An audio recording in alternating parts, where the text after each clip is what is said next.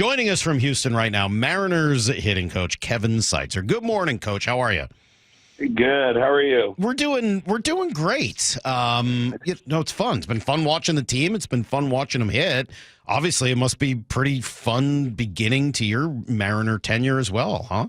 Yeah. It's been great. Couldn't be more proud of the guys. The at bats they've been putting together, and it's just winning's fun. That's all I can say. So I ask around about you because I do a little homework, not a lot, but a little bit of homework before an interview like this. And everyone I ask about you uses the same word, simple. And they're referring to the approach, just how you keep it simple. So I guess my question would be, what does that mean? How simple do you keep it for the players?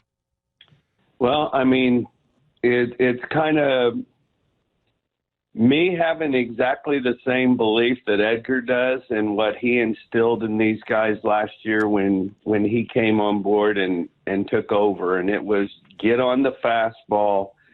Don't be in between. Don't try and figure out pitches and location and thinking about mechanics to be able to get your good swing off, and just get on the fastball and hit it back through the middle of the field.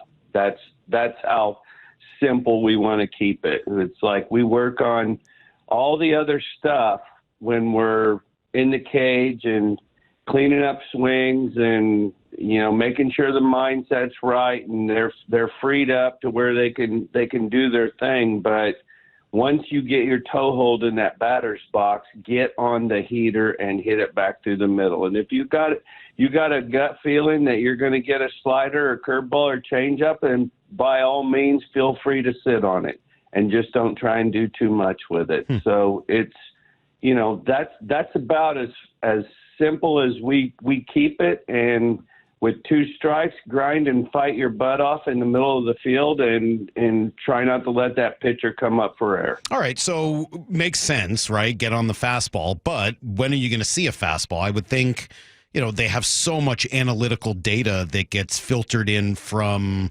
that portion of the front office that eventually makes its way to you. Do you have to simplify the information you get in order to distribute that to the players? How does that process work? Yeah, so we get the all the information and kind of the overview broad spectrum is this is how he pitches to lefties, this is how he pitches to righties. These are the percentage of pitches that he uses, and we break it down before two strikes and then with two strikes.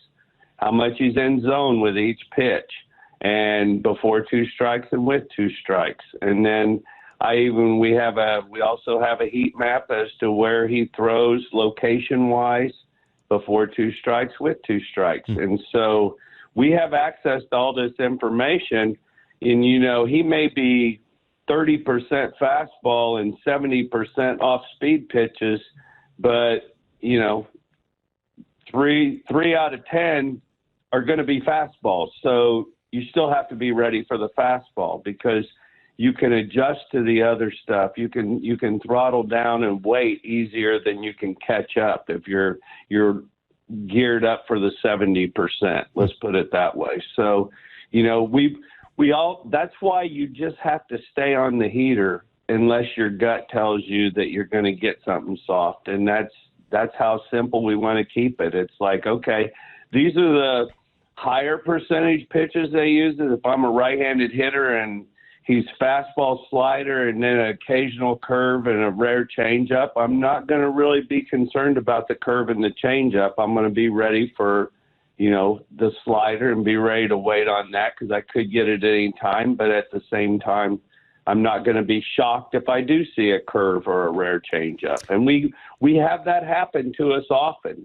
Last night, King against Cal in a blowout game, Cal's up there fighting, and we didn't have King for a changeup, but in our notes it said King has thrown one changeup to a right-handed hitter all season, which I mentioned to him in the meeting, and Cal got a changeup in the middle of that at bat. The second one all season, he may have thrown, 100 pitches to right-handed hitters this year, and Cal got the second changeup. Congratulations. Yes, and I told him that. Is that when you tip your cap in those moments? Yeah, it's like I told him that, and he goes, "Yeah, it's baseball." I said, "Yeah, and they make stuff up when they're scared of you. Way to go, Cal." Well, I don't blame them for being scared either. I mean, what Cal's done this year is incredible. I was going to ask you, and I don't even know whether it's fair to ask, kind of this group of guys you've been working with this year, who are you most proud of? And I know that's sort of like, which kid do you love the best? Yeah. But, maybe pick out a couple who's really kind of taken to this system and really run with it. Yeah, I mean, I would probably put Cal at the top of the list, but, I mean, everybody else is right there, too. It's like these guys are bought in. And, I go back to kudos to Edgar for setting the tone last year. And they were bought in last year. There was success that happened from it. And so it's been a really, really fun group. It's been a great process and, relationships that I've been able to establish with these guys so quickly. And, I feel like there's trust and there's buy-in and, again, nobody wants this stuff to be complicated and hard. There's not one hitter who wants to be up there with too much going on in his head. They want to keep it simple. And so that's the drum we keep beating. All right, so three guys then that jump out to me just because, we've watched them for the last either year or more, and what we're seeing this year has been really impressive. Polanco, Dylan Moore, and J.P. Crawford. Maybe you could just talk through those three guys with me. I know you mentioned a couple of them to us in spring training when we asked you who you were excited to work with, but what sorts of things have helped those three guys? I mean, it's hard for me to. You'd have to ask Edgar this one in order to get a before and after opinion, because all I've got is now. And they worked hard. It's been really fun to watch basically the light switch flip when the season started, because in spring training, Polo was trying to come back he was just trying to get ready from the surgery and make sure that he was healthy. And JP and Dylan were scuffling, during spring training, getting ready for the season. The timing aspect, there was a lot of things that were like, okay, everybody's doing the best they can to get ready for when the bell rings. But, I was so, JP got off to a little bit of a slow start. And then once he got it going, it was like, holy cow. These at-bats are just ridiculous every night, every single at-bat, and drawing his walks and getting his hits and using the whole field. And Demo doing the same thing. And, it's like it's staying in the middle of the field like I guess he's never done in the past so much as what he has this year, based on what I'm hearing from the coaches. And then, the home runs have been there as well. And then Polo is just, the first month of the season was as hot as any hitter I've ever seen in my whole life. And, he's cooled off a little bit, but it's just the three of them. It's just been incredible. I'm just, I don't want to say that I'm more proud of anybody than anybody else, just because I'm proud of them all. All right, we're talking to Kevin Seitzer, Mariner hitting coach, who's just done a heck of a job so far this year with this group. Who's next? Who is if you got to throw money on the next? I know you can't do that. Forget it. I didn't say anything about betting. Let's forget that. No, if you had to guess, who is the next kind of guy to break out and go on a hot streak? Who are you seeing some of the underlying signs that they are getting ready to break out? Randy. I feel like, and I'm going to say that's a big statement, but he worked yesterday. He came out for early hitting, and he hit so much on the field, off the machine. and it was as good as I've seen him look. Then he took BP after. It was the best BP I've seen him take probably since spring training.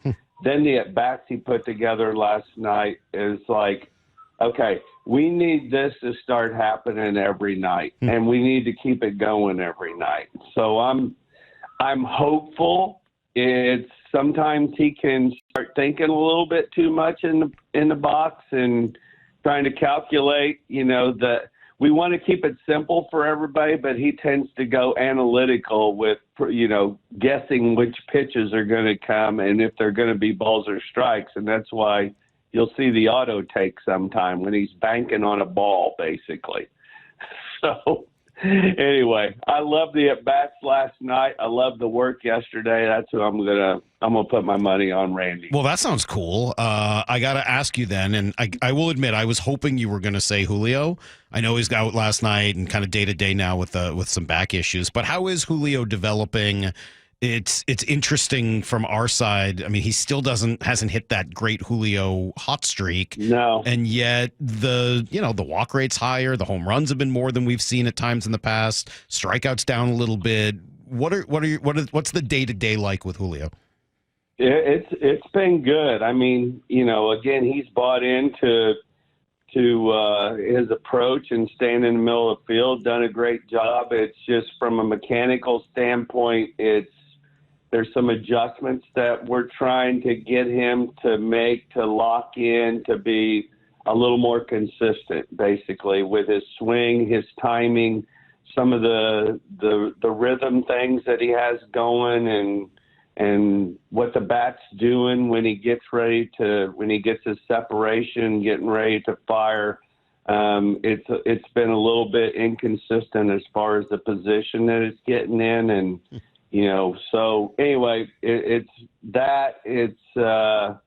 just trying to make some mechanical changes, just tweaks. We're not talking big adjustments. I mean, this kid's super uber talented, and he's when he gets going, when things get synced up, it's going to take off.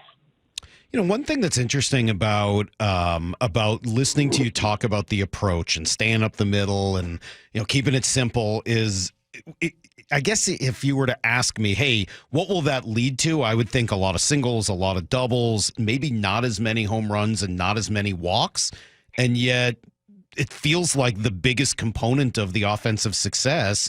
You guys are top 2 or 3 in walks, top 4 or 5 in home runs this year. How does that approach end up generating so many walks and home runs? Well,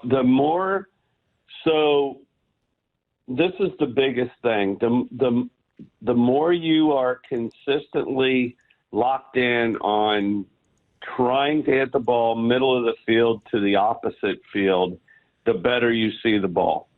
You see spin better. You see changeups better. You have better timing for the fastball. You'll have a better swing path to where you stay short and inside the ball. And the big component of having that approach is making sure these guys are super aggressive for the fastball in a certain spot where we have them hunting based on what the movement is for the pitcher. And so when those things all line up, you see the ball better, therefore you chase less and you make better decisions, find yourself in better counts.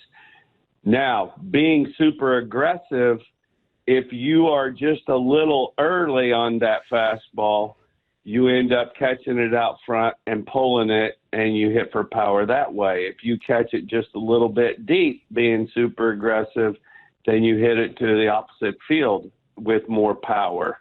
And because you see the ball better and have better recognition and you see off-speed pitches better, you have a better ability to wait and be in good position, and therefore those pitches get barreled up more consistently, and most often it's to the pull side because they're slower and you're a little bit earlier with your point of contact.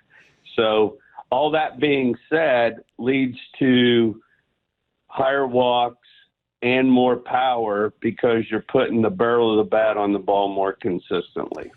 Works for me. Whatever it is, it's certainly it's working for those guys. And the simplicity, all of it. We got a lot of great text messages coming in while we're talking, saying, "Hey, please just thank Kevin from the fans. It's just delightful to hear this and to hear how the simple, effective coaching has really worked." So we're having fun getting to watch it. The weather hasn't even really turned here. Wait till it gets nice here in Seattle, and you don't have to deal with the lousy weather and stuff. It gets even more fun and easier to hit. So thank you, man. Well, we appreciate this. I have enjoyed it. I mean, I was, I don't like cold. I don't like rain, but this is having a roof and, we have hoodies and jackets and things like that. I mean, I've been super comfortable. And again, it goes back to when you win, it's more fun. Yeah. So that'll keep you warm. Yeah, that rain delay in Chicago, that's not fun when you lose and it's windy and cold and nasty. Goodness. It's totally fine when you win, right? Yeah, that was brutal. Oh, my goodness. I was so glad to get out of Chicago. That was awful. Oh, man. I mean, that's why you need a roof right there. Well, it also helps to have a few people in the stands as well to kick the energy up a little bit. Hey, man, we appreciate it. Thank you so much. It's great to talk to you again. We really enjoyed it in spring training, and we'll try to make a good attempt to do this again every couple months. Thanks so much. All right. You're welcome. Take care.